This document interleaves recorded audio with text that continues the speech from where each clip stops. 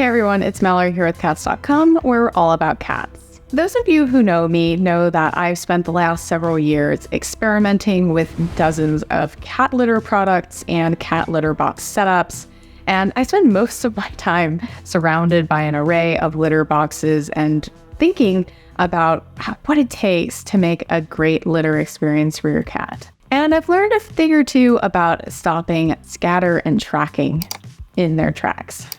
So in this video, I wanted to share some of the secrets I've learned over the last several years and help you to hopefully get a cleaner floor, cleaner beds, and less crunching under your feet. Let's get on into it.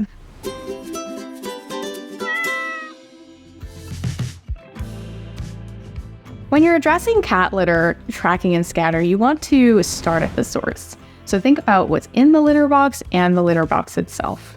The first step is thinking about the litter you're using. Different types of litter have very different qualities when it comes to their tendency to get out of the litter box. When we're focused on scatter and tracking, the trick is to think about the weight of the granules and the size of those particles. So a heavy pellet style litter is going to track a lot less than a fine sandy litter. Dusty litter tends to track a bit more than non-dusty litter products. It's all about how easy it is for it to get stuck in your cat's toe beans and tossed out of the litter box. So often a pellet litter presents the perfect combination. It doesn't stick in your cat's paws, and it doesn't really get out of the box that much. And that brings me to the sponsor of this week's video, which is Tufted Paw. Tufted Paw has released a litter product called Really Great Cat Litter, which is a tofu-based biodegradable product that is shaped in these little pellets. The pellets don't tend to stick in your cat's paws, and they tend to be resistant to scatter as well. I've been using Really Great Cat Litter in my home for the last several months, and I have noticed that it tracks around the house a lot less. If your cat's comfortable with a pellet style litter and you're interested in a biodegradable, more eco-friendly solution made from soy byproducts, I would give Really Great Cat Litter a try. You can learn more about it by following the link in the description and the pinned comment. Thanks to Tufted Paw for sponsoring this video. Regardless of which particular type of litter you're choosing, keep these factors in mind. You're looking for something that is relatively heavy, so each granule is pretty heavy or each pellet is pretty heavy. And you're looking for something that has enough bulk to it that it's not going to escape too much from the box. Next up, think about the box you're putting the litter in. The best way to prevent litter from getting out of the box is to choose a bigger box. So when your cat's in there digging in the box, they can't easily toss it out. As a rule of thumb, always look for a box that is at least as long as your cat is from nose tip to the base of their tail. If you can find one that's even bigger than that, fantastic. It's just a matter of getting that right balance with something that you can fit in your home. Now, another thing to consider is high sides. So you can get a product like Tufted Paw's Cove Litter Box, which has these wraparound sides that help to prevent litter from getting out of the box. And you can also think about some sort of enclosure. So I know that a lot of people have success putting their litter box inside of a cardboard box. Having it nested in there can help to contain anything that your cat is tracking out. Just make sure that you're cutting an opening so that your cat can easily leave the box. Now, I wouldn't necessarily recommend using a covered litter box, although this can be a really appealing solution. Cats appreciate the ability to observe their surroundings when they're in the box. They tend to feel the safest in an open, uncovered litter box. And using a covered litter box may make them feel a little bit more at risk when they're in there. And the same principle applies to top entry boxes. While top entry boxes are an incredible solution for litter scatter, they tend to make cats feel a little bit too confined, and many cats don't feel comfortable with them. If your cat is confirmed to feel comfortable with these, you might go for it and it'll solve the problem. But in general, you want to avoid them to avoid any of those behavioral issues that may come with the stress of an enclosed litter area. But in general, I would tend to avoid them and opt for an uncovered litter box instead. The next piece of the litter box setup puzzle is your litter mat. So every litter box should be accompanied by a litter mat, but the size and type of the litter mat also plays a part here. Again, I've tried a lot of different litter mats and I found that the ones that are large tend to work the best. Makes sense. And the ones that are made from some sort of easy to rinse, easy to clean material are also ideal.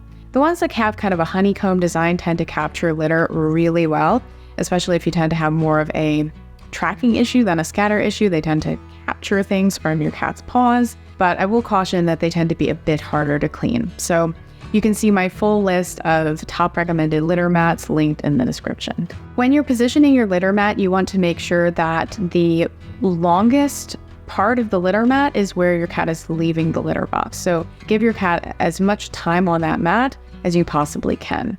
Once you have created a good litter box setup, you're going to want to think about other factors. So one is thinking about your cat's coat. So some cats will catch litter on their fluffy coat. So sometimes a trim can be beneficial, trimming around the areas that tend to collect the most litter. You can also think about your cat's litter box behavior. Some cats are more vigorous diggers than others. And at times, just giving them a larger litter box with more space is enough. You're also going to want to make sure that you have a solid cleaning routine. So you have a broom and dustpan near the litter box. The cleaner the area directly around the litter box is, the easier it's going to be to prevent that litter from getting elsewhere around the house. You'll also want to use a vacuum cleaner. So most vacuums are not really approved for use with cat litter, and in many cases, using it with litter will void the warranty. However, I think it's realistic for us to think that we'll often use vacuums for a cat litter.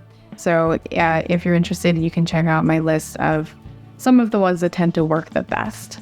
And the last piece here is thinking about where this whole setup is positioned. It can be helpful to position your cat's litter box in a place where they are going to have to take a little bit of a walk to get to other parts of the house, and increasing their likelihood of having that litter captured in an appropriate place. So for example, having a cat litter box on a carpeted surface might disguise the litter, but it also means that it will stick there for longer. So you may want to put your cat's litter box on a hard surface. Putting your cat's litter box in a central location is usually a good idea from a cat satisfaction standpoint, but you can also think about making sure that it's at a further distance from your bedroom or some other place where you want to avoid letting any litter show up. So that's about it for my tips on reducing litter tracking and scatter. Again, I think the biggest variable here is the type of litter you choose. In my experience, this can really make or break your floor cleanliness situation. So choose the right litter, create the right sort of setup, and use your cleaning routine to maintain that cleanliness. Some litter tracking and scatter is kind of inevitable in a cat-inclusive home, but I hope these tips help you to keep things as clean as you possibly can. But before I sign off, I want to answer this video's viewer question, which comes from someone named Lisa. My question: my kitty, Sawyer, often drinks water by putting his paw in his water bowl and then licks water off of his paw. I'm curious how common this is, and best guesses as to why he does it this way at times. It is usually in the AM.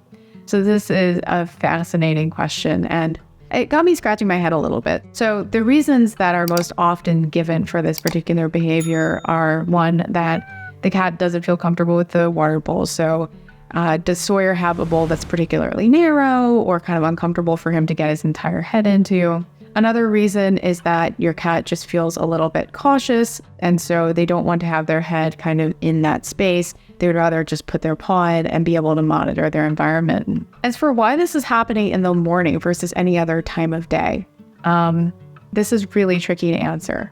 There are a few things that might be going on here. One is that with that kind of cautiousness element, maybe there is something going on in the house in the morning that is causing your cat to behave a little bit more cautiously.